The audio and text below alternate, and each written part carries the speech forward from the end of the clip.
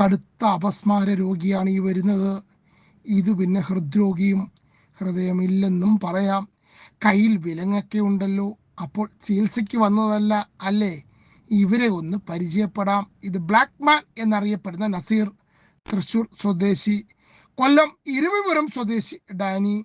എന്തിനാണ് ഇരുവരും പോലീസ് ആശുപത്രിയിൽ കൊണ്ടുപോയതെന്ന് ചോദിച്ചാൽ വൈദ്യപരിശോധനയ്ക്കാണെന്ന്.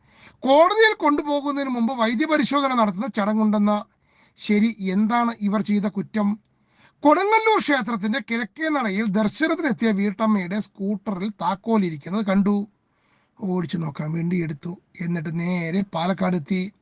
പാലക്കാട് താണാവിന് സമീപം വാഹന പരിശോധന നടത്തിയായിരുന്ന പാലക്കാട് ടൗൺ നോർത്ത് SI ഉണ്ണികൃഷ്ണന് സംശയം തോന്നി വാഹനം പരിശോധിച്ചപ്പോൾ വണ്ടിക്കുള്ളിൽ നിന്നും മാരകായുധങ്ങൾ കണ്ടെടുത്തു.